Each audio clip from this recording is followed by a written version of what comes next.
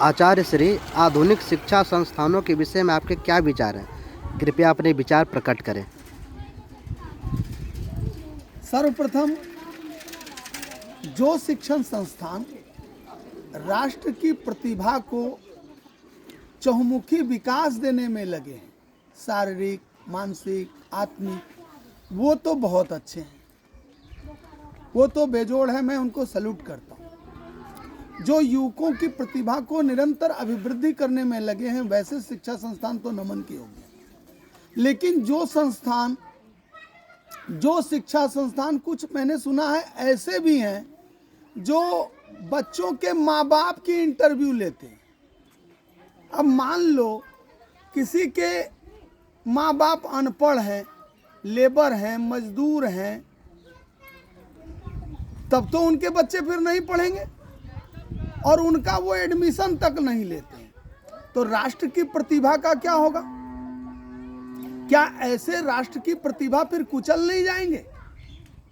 क्योंकि साधारण परिवार में, कपड़ा गूंथने वाले परिवार में कबीर पैदा हो गए और कबीर के नाम पर हजारों लोगों ने पीएचडी कर लिया, सैकड़ों लोग पीएचडी कर लिए। तुलसीदास भी ऐसे परिवार में हुए जहां उनकी व्यवस्था बहुत नगण्य थी। तो कई लोग ऐसे परिवार में प्रतिभाएं पैदा हुई, तो उन प्रतिभाओं के बारे में इन संस्थानों का क्या ख्याल है? तो क्या ये राष्ट्र की प्रतिभा के साथ नमक हरामी नहीं है? मैं नमक हराम तो इनको नहीं कहूँगा, लेकिन है तो ये नमक हरामी है।